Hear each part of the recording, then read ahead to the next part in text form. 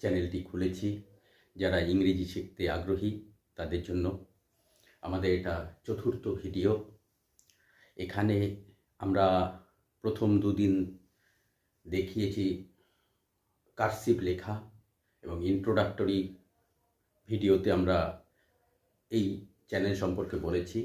আজ cursive writing এর শেষ এপিসোড।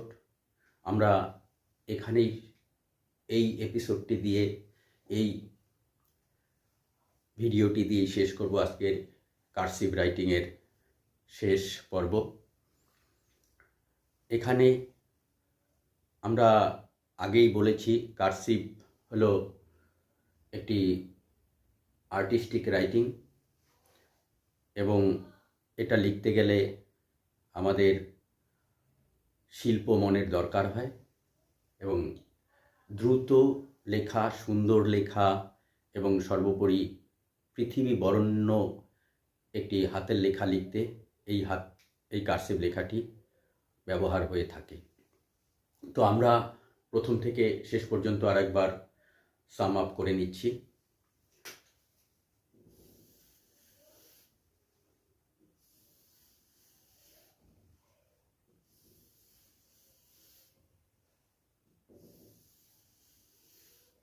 কার্সিভ লিখতে গেলে আমরা প্রথমেই যেটা বলেছিলাম যে লেখাটা এই পাশ থেকে উঠবে ঈষৎ অ্যাঙ্গেল করে এবং এই পাশে শেষ হবে, সেইভাবেই দেখাচ্ছি। A, B, C, D, E, F, G, H, I, J, K, L, M, N, এনটা আরেকবার লিখছি, এন, ও, পি, আবার তিনটে দাগ দিলে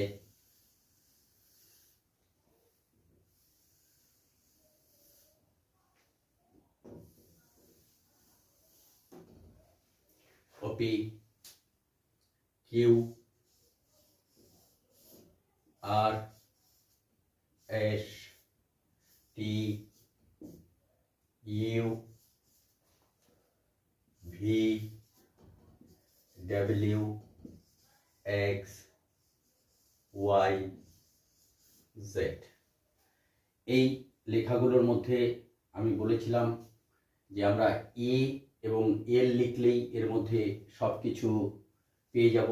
এই লেখাটার এখানে এ আছে, এই বি এর মধ্যে এল আছে, এখানে এ এতটুকু এর মতন করে এখানে আর তুলিনি, এখানে একটা এ আছে, এখানে ইটা এর মতনই হয়েছে কিন্তু বড় এ, এফ দুটো এল আছে, জি, এইচ সব এল এবং এর উপর বেস করেই লেখা হয়েছে কার্সিভ। এটা স্মল লেটার ছিল। এবার আমাদের যেটা ক্যাপিটাল লেটার,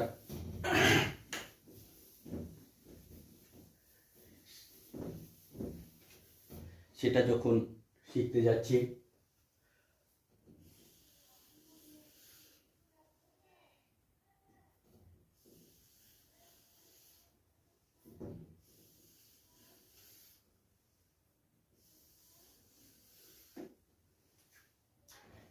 ক্যাপিটাল লেটারটা ঠিক উপরে নিচের দাগটা ছেড়ে দিয়ে উপরে দুটো মিলে হবে। এখান থেকে ঈষৎ ভাঁজ করে নিয়ে এ, বি নামলো উপরে গেল, B, C, D, E, F, G, H, I, J, K, L, M, এমটা এমনও লেখা যায়,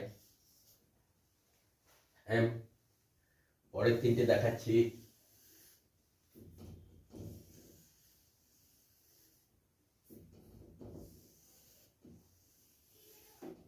এম, এটা বাদ দিয়ে উপরেরটা হবে এম এন এন।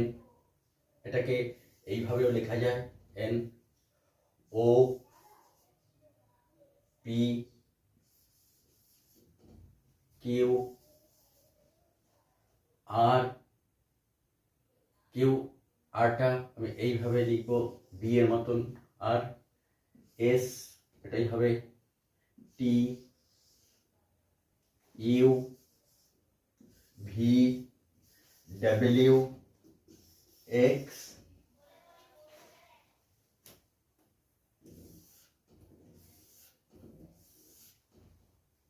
ওয়াই, এখান থেকে নিয়ে ওয়াই Z3। এটা গেল ক্যাপিটাল লেটার। এবার আরেকটা লেখা দেখিয়েছিলাম, সেটা হলো যে উদ্দেশ্য এই কার্সিভ লেখার, সেই উদ্দেশ্যটাকে সফল করা। উদ্দেশ্যটা কি ছিল, যে একবার একটি শব্দের জন্য কলম টাচ করালে সেটা আর ওঠাবে না, শব্দটি শেষ হলেই উঠবে। সেই পদ্ধতিটা ছিল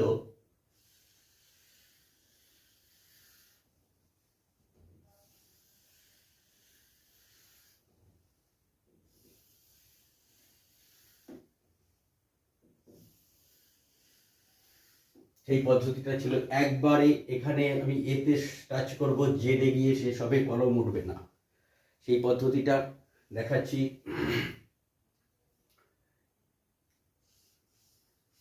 এ বি সি ডি ই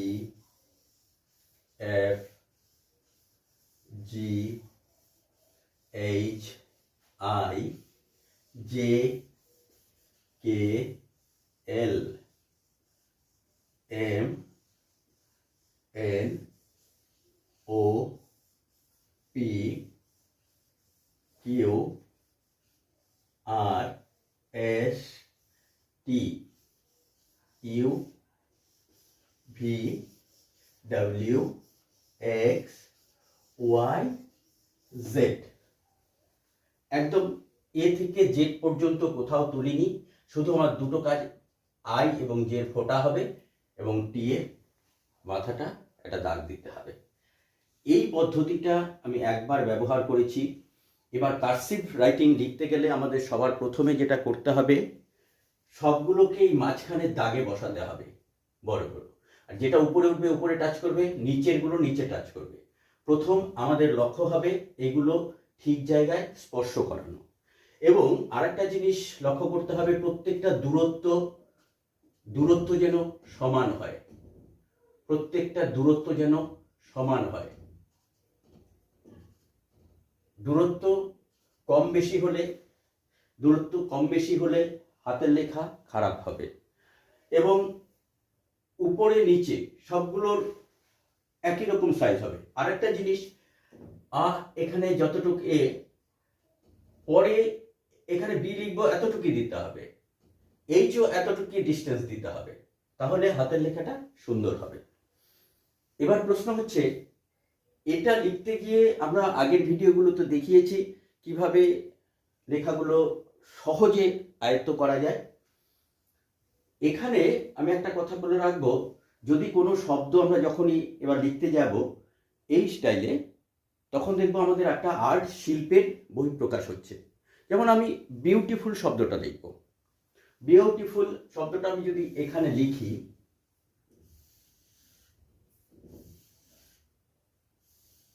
প্রথমে বিটা বড় হাতে লিখতে গেলে বি স্টাইলটা কেমন ছিল, বি ই,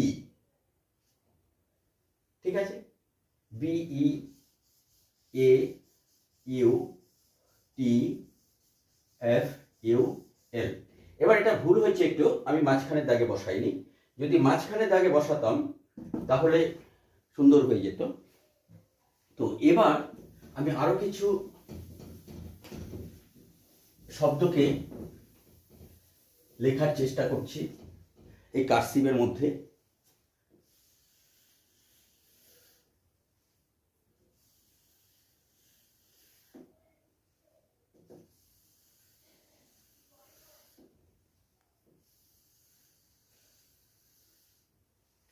আমি একটা লাইন বলছি, যেমন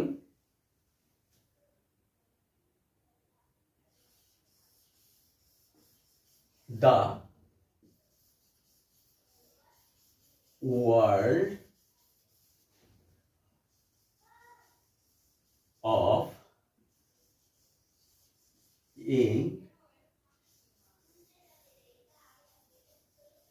English, the world of English. এখানে এই কার্সিভ লেখাটা আমরা সুন্দরভাবে একটা শিল্পের প্রকাশ করলাম। এবার এখানে এটা লিখতে গিয়ে আমরা একটা শব্দের জন্য একবারই শব্দ ব্যবহার করেছি এবং কত সুন্দর একটা আর্ট রয়েছে। তো সমস্ত ছাত্রছাত্রীদের কাছে বা যারা ইংরেজি শিখতে চায় তাদের কাছে আমাদের অনুরোধ থাকবে, এই লেখাগুলো প্রথমে ছোট হাতের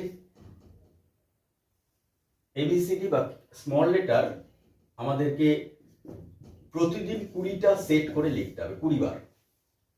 বড় হাতের প্রথম 20টা করে প্রতিদিন লিখতে হবে। এই করে 7 দিন যদি লেখা যায় এ বি সি ডি 20টা দেখা যাবে আমরা 7 দিন পরে এই দুটো মিলে লিখব। 7 দিন পরে যেটা করব সেটা হচ্ছে এ বি সি ডি যে একসাথে ছিল এটা 20 বার করে লিখব। এটা 20 বার করে আমরা যদি এটা যখন এখানে ইনক্লুড হবে তখন 3টে করে লিখব। তার মানে টোটাল দিনে আমরা 60 বার লিখতে হবে এবিসিডি। তাহলে এটা হয়ে গেল 20 বার। হয়ে যাওয়ার পর যেটা আমরা করব সেটা হচ্ছে দেখব আমাদের লেখার সময় কোন অ্যালফাবেটটা ডিস্টার্ব হচ্ছে এবং কোন অ্যালফাবেটটা ডিস্টার্ব হচ্ছে এবং কেন ডিস্টার্ব হচ্ছে তার কারণটা আমি বলে দিয়েছি।